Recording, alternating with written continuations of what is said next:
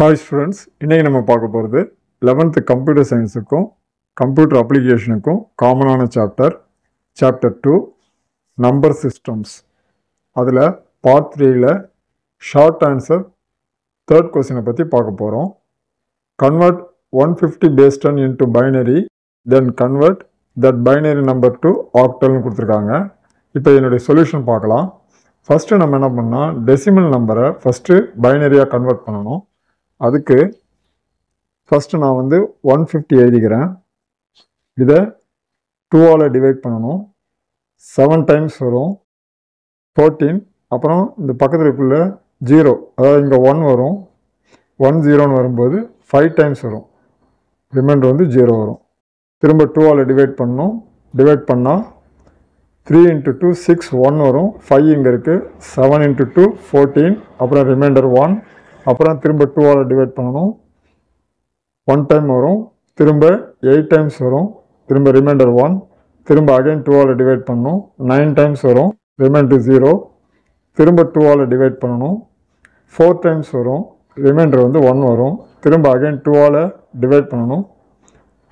2 times quotient வரும். Reminder 0 வரும். திரும்ப அகைன் 2ஆல் டிவைட் பண்ணணும். 1 இங்கே வரும். ரிமைண்டர் 0 வரும். இப்போ இந்த பைனரி டிஜிட்லாம் இப்போ எழுதிக்கலாம். 150 base 10க்கு 100 ஃபஸ்ட்டு எழுதணும்.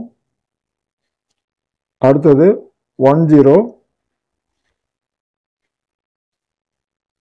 அடுத்தது 110. ஸோ இதுதான் பைனரி. இப்போ நம்ம என்ன பண்ணோம்னா இந்த நம்பரை 3 டிஜிட்ஸாக நம்ம பிரிக்கணும். அதுக்கு என்ன பண்ணணும், ரைட்லேருந்து லெஃப்ட் தான் நம்ம பிரிக்கணும். இப்போ நான் இங்கே கீழே எழுதுகிறேன் பாருங்கள். 100 10 110. ஸோ இந்த டிஜிட்டு தான் நம்ம இப்போ ஆக்டலாக மாற்ற போகிறோம். அதுக்கு ரைட்லேருந்து லெஃப்ட்டு 3 டிஜிட்ஸாக பிரிக்கணும். இப்போ 0 1 1 இது ஒரு 3 டிஜிட்ஸ். அடுத்தது 0 1 0, அதாவது இது ஒரு 3 டிஜிட்ஸ். அதுக்கப்புறம் 0 1 இருக்குது. ஸோ இங்கே 2 தான் இருக்குது. நமக்கு தேவை ஆக்டலுக்கு 3 டிஜிட்ஸ் இருக்கணும். இங்கே இல்லாதனால இதுக்கு முன்னால் நம்ம ஒரு 0 போட்டுக்கணும். போட்டுக்கிட்டால் இதுலேயும் 3 டிஜிட்ஸ் வந்துடும். இந்த மாதிரி போட்டதுக்கப்புறம் நமக்கு புக்கில் ஒரு டேபிள் கொடுத்துருக்காங்க. அதாவது ஒவ்வொரு ஆக்டல் நம்பருக்கும் அதுக்கு பைனரி ஈக்குவலண்ட் ஒரு டேபிள் கொடுத்துருக்காங்க. அதிலிருந்து நம்ம வேல்யூ எடுத்து எழுதணும். இங்கே பாருங்கள் 0 1 0ன்னு கொடுத்துருக்காங்க. 0 1 0 2க்கு நேராக இருக்குது. ஸோ இந்த ஃபஸ்ட்டு 0 1 0க்கு 2 எழுதணும். அடுத்தது திரும்ப அகெயின் 0 1 0 தான் இருக்குது. அதனால் இதே நம்பர் தான் இங்கே இருக்குன்றனால இதுக்கும் 2 தான் வரும். அடுத்தது 1 1 0 இருக்குது. 1 1 0க்கு இங்கே பாருங்கள் 1 1 0க்கு நேராக 6 இருக்குது. ஸோ 6 எழுதிக்கணும். 6 எழுதிக்கிட்டா இதுதான் ஆக்டல் நம்பர். ஸோ இதுதான் இந்த சம்முக்குண்டான ஆன்சர். இப்போ இந்த டேபிளை நம்ம அப்படியே மனப்பாடம் பண்ணி எழுதணும்னு அவசியம் இல்லை. இந்த டேபிள் தெரிஞ்சால் தான் நம்ம இந்த மாதிரி டிஜிட்ஸ் வரும்போது அதுக்குண்டான ஆக்டல் எழுத முடியும். இதை எப்படி எழுதுறாங்கன்றது ஒரு சின்ன ஐடியா சொல்கிறேன் நான்.